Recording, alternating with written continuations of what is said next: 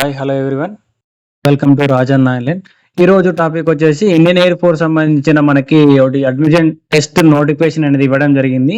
Air force common admission test అని చెప్పేసి 2025 సంబంధించిన నోటిఫికేషన్ అనేది ఇక్కడ ఇవ్వడం జరిగింది.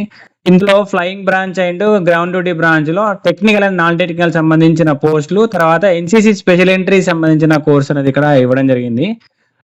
దీని డీటెయిల్స్ పూర్తిగా ఏంటి అనేది మనం ఇక్కడ చూద్దాము. చూసుకుంటే మనకి డేట్ ఆఫ్ అడ్మిషన్ అనేది ఇక్కడ సబ్మిషన్ అని చెప్పేసి ఇవ్వడం జరిగింది. Date of submission of online application 2 December to 31 December వరకు మనం ఇక్కడ అప్లికేషన్ అనేది చేసుకొచ్చాడు. అంటే 1 మంత్ టైం అనేది మనకు ఇవ్వడం జరిగింది. ఇందులో వచ్చేసి ఇండియన్ సిటిజన్స్ ఎవరైతే ఉన్నారో వారందరూ అప్లై చేసుకో, అందులో మెన్ ఉమెన్ ఏజ్ కూడా మనకి ఇద్దరు అప్లై చేసుకోవచ్చు. సో ఇది వచ్చేసి గ్రూప్ ఏ క్యాడర్ కింద మనకి ఫ్లయింగ్ అండ్ గ్రౌండ్ డ్యూటీ వాళ్ళ బ్రాంచెస్ మనకి టెక్నికల్ నాన్ టెక్నికల్ వాళ్ళని మన ఇక్కడ గ్రూప్ ఏ క్యాడర్ కింద మనకి తీసుకోవడం జరుగుతుంది. సో దీనికి ఆన్లైన్ ఎగ్జామినేషన్ అది ఉంటుంది. ఆన్లైన్ ఎగ్జామినేషన్ వచ్చేసి 22 ఫిబ్రవరి అండ్ 23 ఫిబ్రవరి రోజు మనకి ఎగ్జామినేషన్ అనేది కండక్ట్ చేయడం జరుగుతుంది. సో దీనికి సంబంధించిన ఎలిజిబిలిటీ డీటెయిల్స్ ఏంటి, మనకి ఏజ్ ఎంత, తర్వాత స్టడీ ఏంటి, ఎంప్లాయ్ మనకి ఎలిజిబిలిటీ ఏందని మనం ఇక్కడ చూసుకుందాం. సో ముందుగా చూసుకుంటే మనం ఇక్కడ డిపార్ట్మెంట్ చూసుకుంటే ఫ్లయింగ్ బ్రాంచ్ లో వచ్చేసి కోర్స్ నెంబర్ వచ్చి 219/26F by SSC by men and women. SSC means short selection commission. So ఈ షార్ట్ సెలక్షన్ కమిషన్ లో మెన్ అండ్ ఉమెన్స్ ఇద్దరు ఉన్నారు. ఇందులో మెన్ కి వచ్చేసి 21 వేకెన్సీ ఉన్నాయి, తర్వాత ఉమెన్స్ కి వచ్చేసి 9 వేకెన్సీ అనేది ఇవ్వడం జరిగింది. అలాగే గ్రౌండ్ డ్యూటీకి సంబంధించిన వేకెన్సీలో వచ్చేసి టెక్నికల్ వచ్చేసి కోర్సు నెంబర్ వచ్చేసి 218/26T, ఇది షార్ట్ షీట్ కమిషన్. అలాగే 108 AEC అంటే ఏరోనాటికల్ ఇంజనీరింగ్ ఇవ్వడం జరిగింది. ఎలక్ట్రానిక్ ఇంజనీరింగ్ కమ్యూనికేషన్ సంబంధించిన నోటిఫికేషన్ అండి. ఇందులో కూడా men and women. Aeronautical engineer electrical వచ్చేసి 95 మెయిన్ పోస్టులు, తర్వాత ఉమెన్స్ కి వచ్చేసి 27. తర్వాత నెక్స్ట్ వచ్చి టెక్నికల్ వచ్చేసి ఏరోనాటికల్ ఇంజనీరింగ్ మెకానికల్ డిపార్ట్మెంట్ లో వచ్చేసి 53 పోస్టులు, అలాగే ఉమెన్స్ కి వచ్చేసి 14 పోస్టులు అనేది మనకి ఇక్కడ ఇవ్వడం జరిగింది. సో దీంతో పాటు మనకి నెక్స్ట్ చూసుకుంటే గ్రౌండ్ డ్యూటీ నాన్ టెక్నికల్ చూసుకుంటే మనకి గ్రౌండ్ డ్యూటీ నాన్ టెక్నికల్ లో 218/26G by SSC by men and women. Short selection commission లో men and women 218 course number 26 grade కింద మనకి పోటీ నోటిఫికేషన్. సో ఇందులో వెపన్ సిస్టమ్స్ వచ్చేసి వెపన్ సిస్టమ్ బ్రాంచ్ లో వచ్చేసి 14 ఇవ్వడం జరిగింది. అలాగే వెపన్ సిస్టమ్స్ ఉమెన్స్ కి వచ్చేసి 3 ఇవ్వడం జరిగింది. వెపన్ సిస్టమ్ ఉమెన్స్ కి వచ్చేసి 3 పోస్టులు అనేది ఇక్కడ ఇవ్వడం జరిగింది. ఉమెన్ సిస్టమ్ అలాగే అడ్మిట్ డిపార్ట్మెంట్ లో 42, తర్వాత లాజిస్టిక్స్ డిపార్ట్మెంట్ లో 13, అకౌంట్స్ డిపార్ట్మెంట్ లో 11, ఎడ్యుకేషన్ డిపార్ట్మెంట్ లో 7, తర్వాత మెట్రాలజీ డిపార్ట్మెంట్ లో 7 పోస్టులు మెన్స్ కి ఇవ్వడం జరిగింది. సో అలాగే ఉమెన్స్ కి చూసుకుంటే అడ్మినిస్ట్రేటివ్ డిపార్ట్మెంట్ లో 11, లాజిస్టిక్స్ డిపార్ట్మెంట్ లో 3, అకౌంటెంట్స్ డిపార్ట్మెంట్ లో 2, తర్వాత ఎడ్యుకేషన్ డిపార్ట్మెంట్ లో 2, తర్వాత మెట్రాలజీ డిపార్ట్మెంట్ లో 2 పోస్టులు అనేది ఇక్కడ ఇవ్వడం జరిగింది. సో అలాగే ఎన్సీసీ స్పెషల్ ఎంట్రీ వాళ్ళకు కూడా మనకి ఇక్కడ ఇవ్వడం జరిగింది. ఎన్సీసీ స్పెషల్ ఎంట్రీ వాళ్ళకి ఫ్లయింగ్ జోన్ లో ఇచ్చారు. ఫ్లయింగ్ బ్రాంచ్ సంబంధించిన ఈ ఫ్లయింగ్ బ్రాంచ్ లో 219/26F by PC by M and 219/26F by SSC by M&W. So ఇది వచ్చేసి 219/26 అనేది కోర్సు. పీసీ అనేది పర్మనెంట్ కమిషన్. సో ఇలా పర్మనెంట్ కమిషన్ లో మెన్, తర్వాత 219/26F SSC men and women. So ఇలా షార్ట్ సెలక్షన్ కమిషన్ లో మెన్ అండ్ ఉమెన్ అనేది ఇక్కడ ఇవ్వడం జరిగింది. వీళ్ళకు 10% సీట్స్ అనేది ఇవ్వడం జరుగుతుంది. సో ఓవరాల్ గా ఫ్లయింగ్ జోన్ లో ఎన్ని పోస్టులు ఉంటాయో అందులో మనకి 10% అనేది ఇవ్వడం జరుగుతుంది. అంటే ఇలా సిడిఎస్సి వేకెన్సీ కింద, తర్వాత ఏఎఫ్సిఐటి వేకెన్సీ కింద ఇవ్వడం జరుగుతుంది. సో సిడిఎస్సి ఏఎఫ్సిఐటి వేకెన్సీ ఏంటి అనేది మీకు నెక్స్ట్ కింద నేను చెప్పే ప్రయత్నం చేస్తాను. ఇవి 10% సీట్స్ వచ్చి out of CDSC vacancy for PC and 10% seat out of AFCIT vacancy for SSC అనేది ఇక్కడ ఇవ్వడం జరిగింది. అలాగే type of commission. So commission ఇందాక చెప్పాను కదా, టైప్ ఆఫ్ కమిషన్ ఇందులో మనకి short servicing commission, SSC meanings ఇందాక మీకు పైన చెప్పాను కదా. టైప్ ఆఫ్ సర్వీస్ కమిషన్ లో ఎస్ఎస్సి షార్ట్ సర్వీస్ కమిషన్ అనేది మెన్ అండ్ ఉమెన్ కి మనకు ఉంటుంది.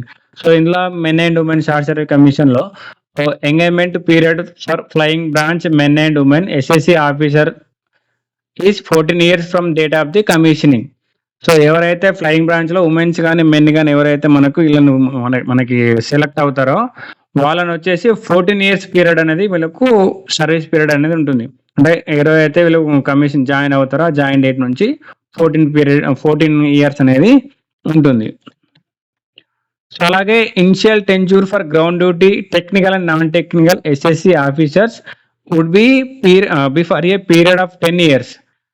సో మనకి ground duty technical non technical వాళ్ళకి వచ్చేసి ఎస్ఎస్సి కింద తీసుకున్న వాళ్ళకి 10 years పీరియడ్ అనేది ఉంటుంది ఇనిషియల్ గా. సో వీళ్ళు అలాగే in extension of 4 years may be granted subject to service requirements, availability of vacancies, willingness, suitability and merit. So ఒకవేళ వీళ్ళకి నెక్స్ట్ 4 years ఎక్స్టెన్షన్ గ్రాంట్ కావాలంటే సర్వీస్ లో రిక్వైర్మెంట్స్ ఉన్నా లేదా వేకెన్సీ అవైలబుల్ ఉన్నా సూటబిలిటీ అండ్ మెరిట్ ఉన్నా సో వీళ్ళను 4 years extension చేసుకునే అవకాశం ఉంటుంది.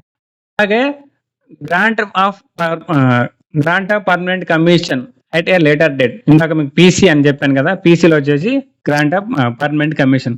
గ్రాంట్ ఆఫ్ పర్మిషన్ కమిషన్ లో వచ్చేసి would be to consider to subject to service requirement, availability of vacancies, willingness, suitability, merit as per prevailing policies on the object. So ఇలా permanent commission లో availability, vacancy, తర్వాత service requirement, తర్వాత willingness, suitability, merit ప్రకారం so vacancies ఉంటే వాళ్ళను ఈ permanent commission కింద వీళ్ళకు తీసుకోవడం జరుగుతుంది.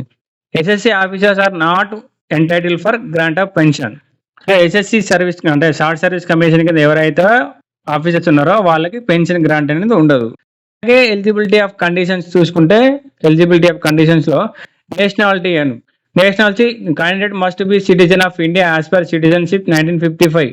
1950 యాక్ట్ ప్రకారం ఇండియన్ క్యాండిడేట్ ఎవరు ఉన్నారో వాళ్ళందరూ ఇక్కడ అప్లికేషన్ చేసుకోవచ్చు. ఏజ్ వస్తుంది, ఏజ్ ఎంతుందో చూద్దాం.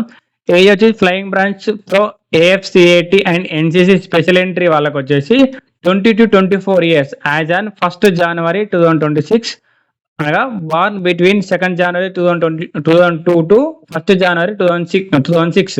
సో మనకి ఎవరైతే 20 to 24 మధ్య ఏజ్ ఉన్నారో అంటే 1st January 2026 నాటికి 20 నుంచి 24 మధ్య ఏజ్ అయితే ఎవరున్నారో వాళ్ళు ఎలిజిబుల్.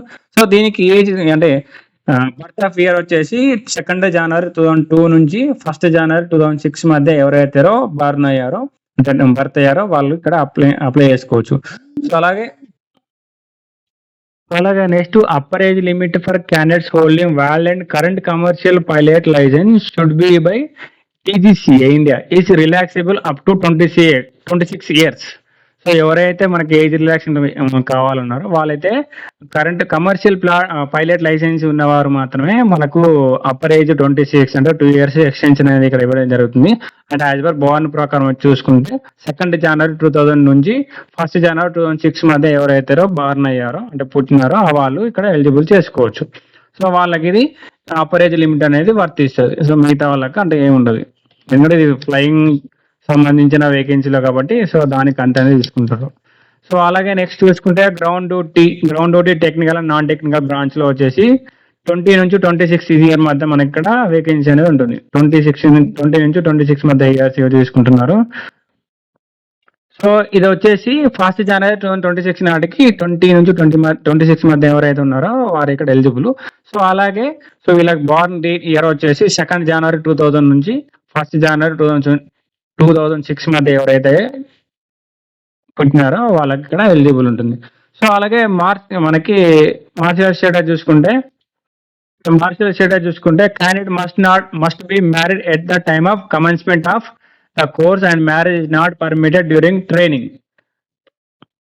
ఎవరైతే మనకి అన్మ్యారీడ్ క్యాండిడేట్స్ ఉన్నారు కదా వాళ్ళు మాత్రం ఇక్కడ ఎలిజిబుల్. అంటే ఆఫ్టర్ కమెన్స్మెంట్ తర్వాత ట్రైనింగ్ పీరియడ్ లో మ్యారేజ్ చేసుకుంటే వాళ్ళకి అలౌ లేదు.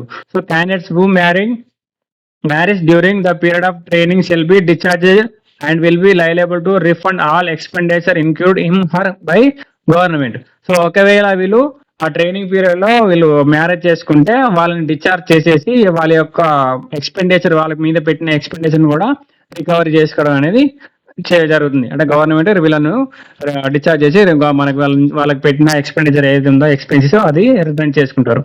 And the date of birth accepted the IFF is that enter the matriculation for or secondary school leaving certificate or certificate recognized by Indian University is equivalent to matriculation or in extract from registered from matriculates maintain by university. Birth certificate ఎవరైతే birth age date of birth ఉందో, so birth అనేది matriculation certification కానీ లేదంటే secondary school living certificate కానీ లేదా government నుంచి issue అయిన recognised ఇచ్చిన మనకు సర్టిఫికేట్ లేదా డేట్ ఆఫ్ బర్త్ మెన్షన్ చేస్తారో అది మాత్రమే యాక్సెప్ట్ చేయడం జరుగుతుంది. సో అది కాకుండా వేరే ఉంటే యాక్సెప్ట్ చేయరు. అలాగే ఏదైనా అందులో date of birth certificate mention చేయకపోతే, అంటే మీకు ఎస్ఎస్సిలో కానీ సెకండరీ స్కూల్ సర్టిఫికేట్ మెట్రికులేషన్లో కానీ date of birth certificate date of birth mention చేయకపోతే, సో దానికి సంబంధించిన రిలేటెడ్ డాక్యుమెంట్ లో మనకు కూడా మెన్షన్ చేయాల్సి వస్తుంది. అంటే మున్సిపల్ సర్టిఫికేట్ నుంచి బర్త్ సర్టిఫికేట్ కానీ లేదా అఫిడవిట్ కానీ అట్లా మనం తీసుకొని సబ్మిట్ చేయాల్సి ఉంటుంది. The extract must be certified by the proper authority of the university or in higher secondary or equivalent examination certificate. No other document related to age like horoscopes, affidavits, birth extract from municipal corporation, service record and likewise be accepted.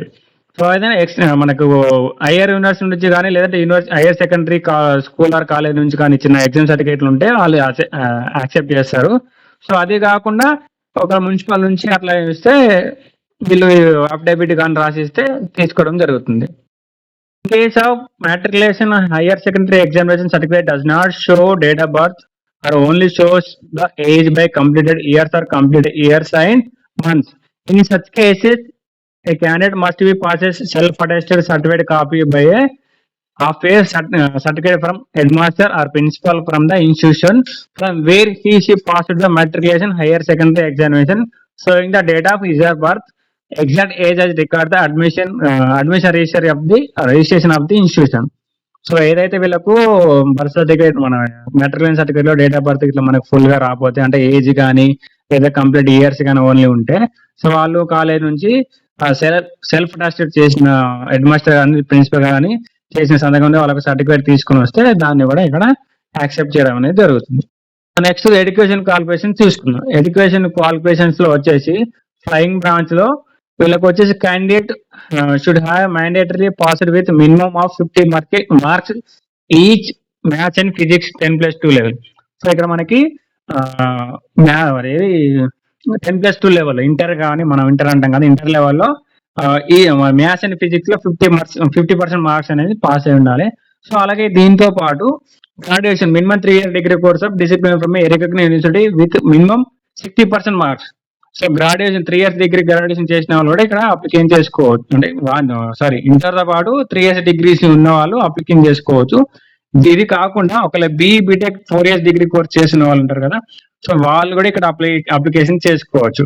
10+2 cadre తర్వాత ఎవరైతే BTech చేస్తారో so వాళ్ళు 60% తో marks తో pass అయిన వాళ్ళు application చేసుకోవచ్చు. ఒకవేళ వాళ్ళు కాకుండా ఇంకా వేరే candidates who have clear section A and B section associate who have cleared section A and B examination of associate membership of Institution of Engineers India or Aeronautical Society of India from a recognized university with minimum 60% marks are equivalent. అంటే A and B section of associate membership institution అంటే government సంబంధించిన institution engineers నుంచి aeronautical society నుంచి section A and B examination ఎవరైతే తీసుకుని అందులో membership ఉంటుందో, so అందులో 60% మార్క్స్ పాస్ అయిన వాళ్ళు ఇక్కడ అప్లై చేసుకోవచ్చు. అంటే 10+2 తో పాటు ఈ ఎగ్జామ్ కూడా వాళ్ళు మెంబర్షిప్ ఉండి పాస్ అయ్యి ఉంటే 60% తో పాస్ అయ్యి ఉంటే అప్లికేషన్ చేసుకోవడానికి అర్హత ఉంటుంది. సో ఫ్లయింగ్ బ్రాంచ్ లో వచ్చేసి 10+2 మ్యాథ్స్ ఫిజిక్స్ సబ్జెక్ట్ తో పాటు ఇంటర్ డిగ్రీ కానీ లేదా బీటెక్ ఆర్ బి డిగ్రీ కానీ ఉండాలి. 3 years డిగ్రీ కానీ 4 year డిగ్రీ కానీ ఉంటే సో ఇంట్లో 60% మార్క్స్ తో ఉన్న వాళ్ళు అప్లికేషన్ చేసుకోవచ్చు. సో అలాగే నెక్స్ట్ చూసుకుంటే ground duty of technical branch. Ground duty of technical branch లో ఇందులో మేజర్ గా చూసుకుంటే ఏరోనాటికల్ ఇంజనీర్ ఎలక్ట్రానిక్స్ AEL అన్నారు ఇక్కడ కోడ్ వచ్చేసి. సో వీళ్ళు వచ్చేసి candidate with a minimum 50% marks each in physics and mathematics at 10+2 level and a minimum 4 years degree graduation or integrated post graduation qualification in engineering technology from university or clear section A and B examination of associate membership of Institution of Engineers or Aeronautical Society of India or graduate membership examination of the Institution of Electronic and Communication Engineers by actual study with a minimum of 60% marks equivalent the following disciplines. So ఇక్కడ ఏముందంటే 10+2 లెవెల్తో పాటు 10+2లో each physics and maths 50% marks pass అయ్యి ఉండి 4 years degree course లేదా integrated post graduation course చేసిన వాళ్ళు ఉంటే, అది ఇంజనీరింగ్ లో కానీ టెక్నాలజీలో చేసిన వాళ్ళు ఉంటే వాళ్ళు కూడా ఎలిజిబుల్. సో దీంతో పాటు సో ఒక ఇది లేకుంటే section A and B examination of associate membership institution of engineers. So ఇందాక చెప్పాను కదా, అసోసియేట్ మెంబర్షిప్ ఇన్స్టిట్యూషన్ నుంచి section A and BA examination pass అయ్యి అందులో కూడా 60% మార్క్స్ ఉన్న వాళ్ళు ఇక్కడ అప్లై చేసుకోవడానికి ఎలిజిబుల్ ఉంటుంది. సో అందులో చూసుకుంటే కమ్యూనికేషన్ ఇంజనీరింగ్ తర్వాత communication engineering, computer engineering and technology, computer engineering application, computer science and engineering technology, electrical and computer engineering, electrical and electronics engineering, electrical engineering and technology. So electrical department సంబంధించి అవన్నీ మన ఇక్కడ వాళ్ళ aeronautical engineering, electronics కి application చేసుకోవచ్చు. తర్వాత ఇందులో instrumentation engineering ఉంది, instrument and control engineering, information technology, electrical power and machinery engineering, Infotech engineering, cyber security వాళ్ళు కూడా అప్లికేషన్ చేసుకోవడానికి ఉంది.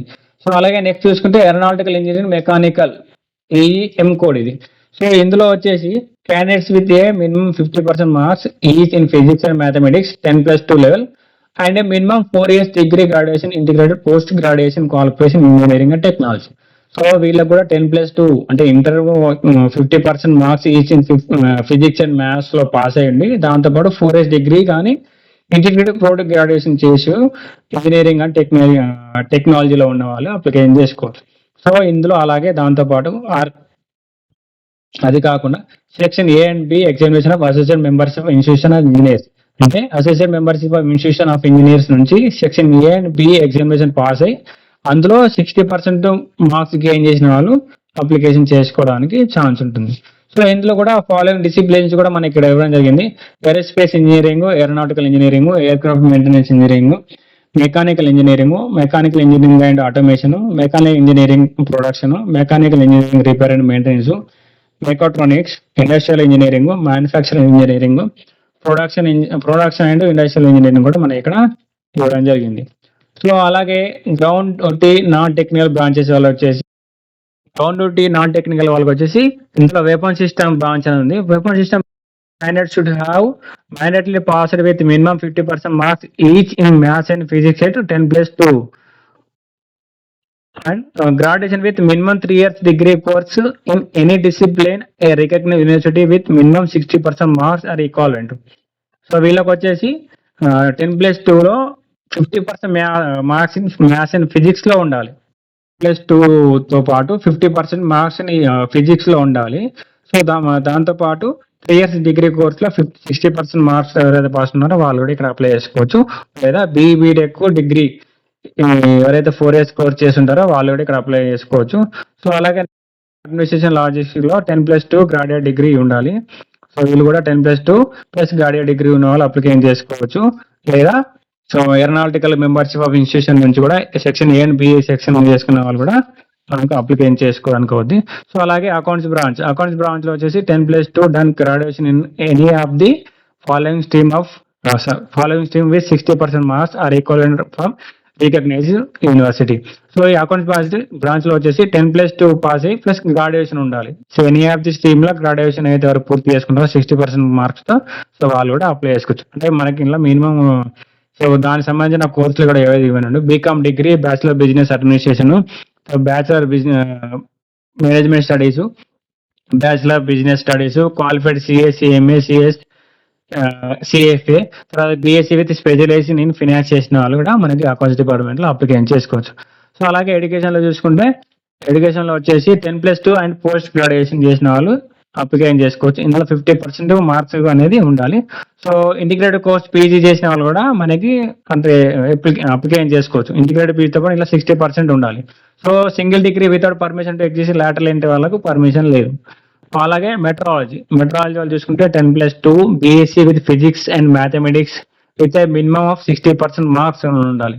So 10+2 cadre BSc with physics and mathematics లో 60% మార్క్స్ ఉన్న వాళ్ళు ఇక్కడ అప్లై చేసుకోవచ్చు. సో అలాగే 4 year degree graduation engineering and technology చేసిన వాళ్ళు కూడా ఇక్కడ 60% మార్క్స్ పాస్ అయిన వాళ్ళు అప్లికేషన్ చేసుకోవచ్చు. సో 60% మార్క్స్ చూసుకుంటే communication engineering, computer engineering and application, computer science and engineering technology, electric and computer engineering, electric and electronics engineering, electronics and engineering technology, electronic science and engineering, electronics. So ఇలా electronic, information technology సంబంధించిన departments ఎవరైనా వాళ్ళు కూడా application చేసుకోవచ్చు. So those candidates who have given 12 standard in 10+2 pattern of examination are eligible to apply this course. So ఎవరైతే 10+2 pattern ద్వారా ఎవరైతే degree course, inter course ఎవరైతే చేశారో వాళ్ళు మాత్రం ఎలిజిబుల్. సో అలా కాకుండా డైరెక్ట్ చేసిన వాళ్ళు కానీ, లేకపోతే లాటరల్ ఎంట్రీ ద్వారా పోయిన వాళ్ళు కానీ, డిగ్రీకి పోయిన వాళ్ళు ఇక్కడ ఎలిజిబుల్ లేదు. లాటరల్ ఎంట్రీ ద్వారా ఎవరైతే ఇంటి పోయిన వాళ్ళు ఎలిజిబుల్ లేదు. సో అదే గుర్తుంచుకోండి. Note 2. One seat reserved for law qualified candidates in ground duty, non-technical branch, and the candidate may be employed any legal duties in IAF after commissioning. So ఎవరు ఒక సీట్ వచ్చేసి లా క్యాండిడేట్స్ కి reserve, ఇలా ground duty, non technical branch అనేది ఇవ్వడం జరుగుతుంది. So ఇలా legal duties కింద ఐఏఎఫ్ క్యాడర్ లో ఎవరైతే వర్క్ చేస్తున్నారో ఇందులో ఇవ్వడం జరుగుతుంది. సో ఇది major details. So physical standards, తర్వాత ఎలా అప్లై చేసుకోవాలో, అప్లికేషన్ ప్రాసెస్ ఏందని చెప్పేసి మీకు నెక్స్ట్ వీడియోలో చెప్పే ప్రయత్నం చేస్తాను. సో ఇది ఎక్కువ లెంత్ అయితే మళ్ళీ మీకు కూడా వినడానికి కొంచెం చాలా ఇబ్బంది అవుతుంది కాబట్టి సో నెక్స్ట్ వీడియో ప్రయత్నిస్తాం. Thank you. మరిన్ని అప్డేట్స్ కోసం మన ఛానల్ని లైక్ అండ్ షేర్, సబ్స్క్రైబ్ చేసుకోండి. సో లేటెస్ట్ అప్డేట్స్ కోసం బెల్ ఐకన్ కొట్టండి. సో మీకు లేటెస్ట్ నోటిఫికేషన్ కూడా మీకు మెసేజ్ వస్తుంది.